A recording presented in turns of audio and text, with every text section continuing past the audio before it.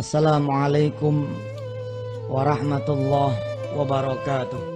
Allahumma salli wa sallim wa barik ala sayyidina Muhammadin wa ala alihi walhamdulillahi rabbil alamin.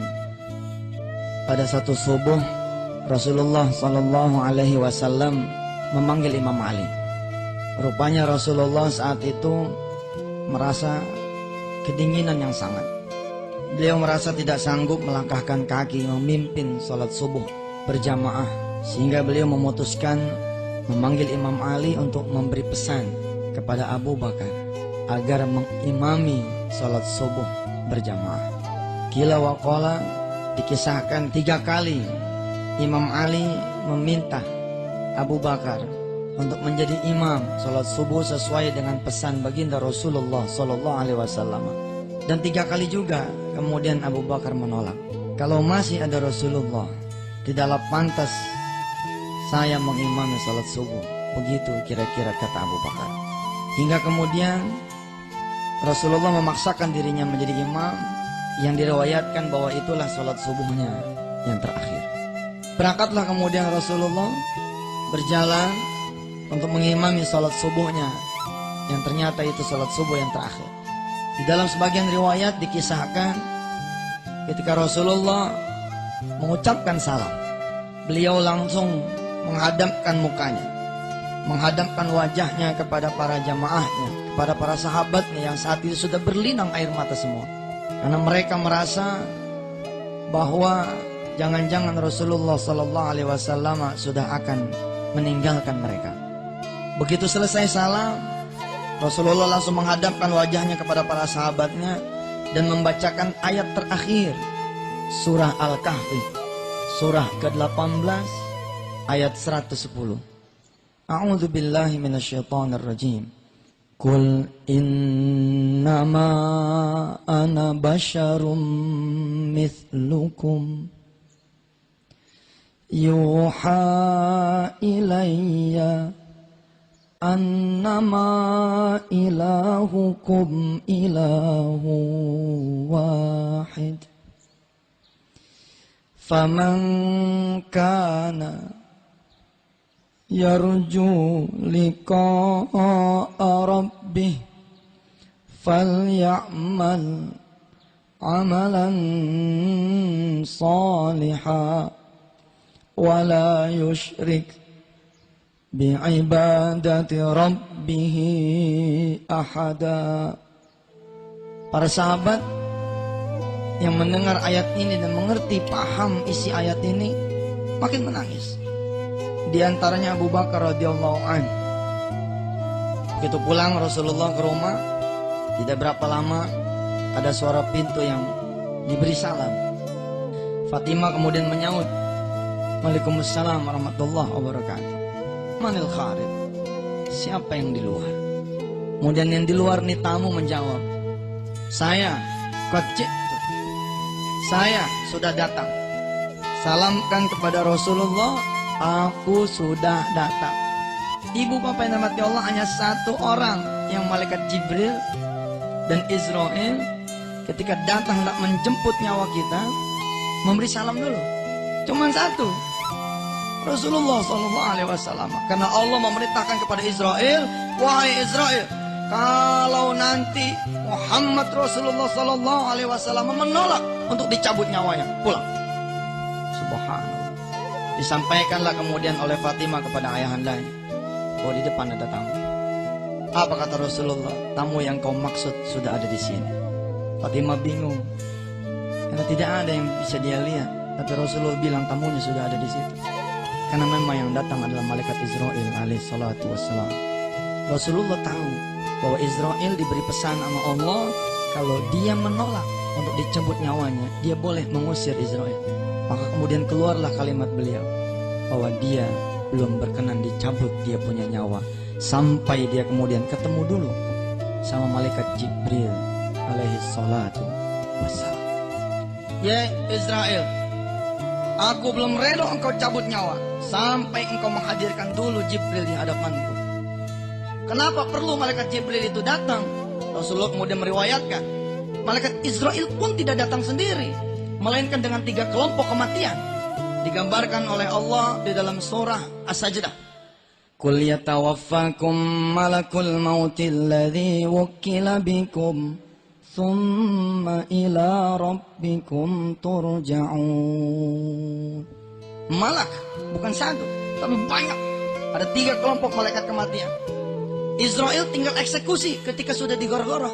Bukan Israel yang mengerjakan, subhanallah. Selama ini kita beranggapan bahwa Israel mengeksekusi mulai dari jempol sampai selesai. Bukan. Kelompok malaikat yang pertama masuk, mencabut seluruh nyawa kita. Dia tarik peran-peran urat-urat kita, syaraf-syaraf kita dia matiin satu-satu. Mulai dari ujung jempol sampai mana? Nih, sampai dengkul. Pelan-pelan. Aduh, ya Allah. Selesai mencabut nyawa. Tugas dari malaikat kematian yang pertama, masuk kemudian malaikat yang kedua. Mencabut nyawa dari mana ke mana? Dari dengkul sampai kemana? Ada yang bilang pinggang, ada yang bilang pusar. Selesai dari pusar sampai mana? Sampai ke sini nih, tenggorokan ya. Kalau dalam bahasa kitabnya disebut gorok-gorok. Nah di sini ini baru kemudian Israel sama Jibril maju, dia itu berdua. Jibril sama Israel datang dia berdua. Lalu kemudian Israel mempersilahkan malaikat Jibril maju dulu.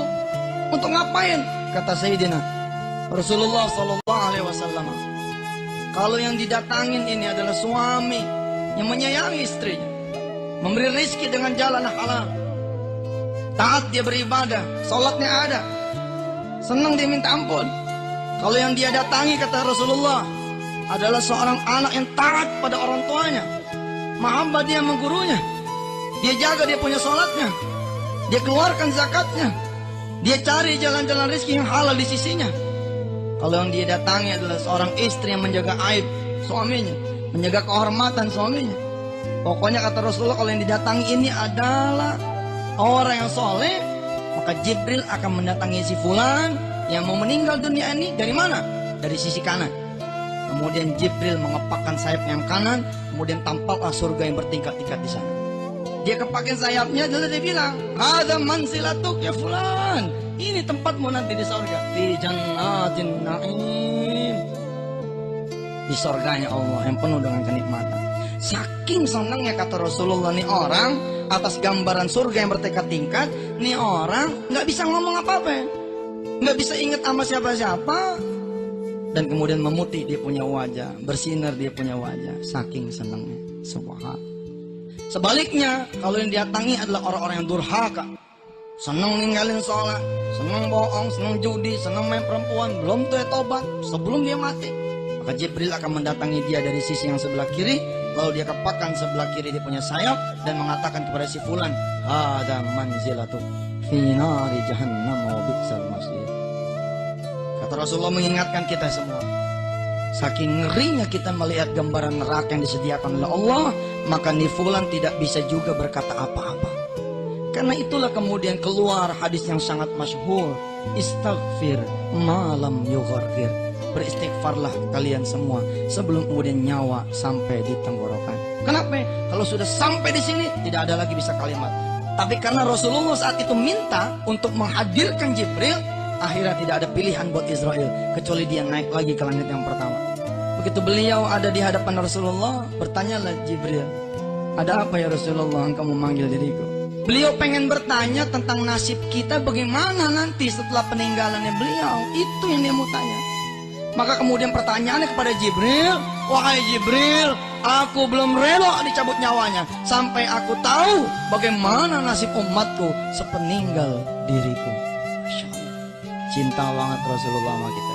Jibril bilang, "Itu bukan hakku menjawab ya Rasul, izinkan saya dan Israel balik dulu, nanti aku akan kabarkan jawaban dari Allah." Nah itulah kemudian keluar hadis yang juga masyhur, bahwa kita bakalan selamat kalau apa? Kalau kita memegang kitab Allah dan memegang sunnahnya Rasulullah. Barulah kemudian Rasul bilang, "Saya ikhlas, saya rela dicabut nyawanya." Kemudian Rasulullah balik kanan, mulailah kemudian Israel bekerja. Israel langsung, bukan diwakili sama yang lain. Begitu Israel mulai bekerja mencabut nyawanya Rasulullah nih, Jibril memalingkan mukanya. "Kenapa engkau Jibril memalingkan mukamu?" Apa kata Jibril? saya tidak sanggup melihat engkau mencabut nyawa orang yang paling aku cintai, ya Jibril. 2 kali itu meretain Jibril mengucapkan itu. Nggak sanggup dia. Karena Rasulullah bilang, seukuranku saja dicabut nyawa itu kalau tidak ada redha Allah akan lebih sakit daripada disabut dengan 1000 pedang yang paling tajam di dunia. Tapi dengan redha Allah, Rasulullah tidak merasakan sakit apapun. Ketika kemudian Israel mencabut nyawa Rasulullah dari ujung kaki, apa yang dia sebut? Ummati, ummati, ummati, umatku, umatku, umatku. Rasul tidak menyebut Imam Ali, Rasul tidak menyebut Khadijatul Kubra, Rasul tidak menyebut Aisyah, Rasul tidak menyebut Abu Bakar, Rasul tidak menyebut ayahandanya almarhum Abdullah, Rasul tidak menyebut ibunya almarhumah Aminah, Rasulullah tidak menyebut pengasuhnya Halimatus Sa'diyah. Yang beliau sebut kita umatnya. Ummati, ummati, ummati. Mulailah Israel bekerja, tarik sama beliau urat-urat syaraf Rasulullah, ruhnya Rasulullah sampai ke dengkul. Kalimatnya masih ummati, ummati, ummati, umatku, umatku, umatku. Begitu nyawa Rasulullah udah di dengkul, merambat sampai ke pusat, merambat sampai ke pinggang, kalimatnya berubah. As-salat, as-salat, as-salat, salat, salat, salat. Sampai pinggang kemari ini alaikum bis-salah.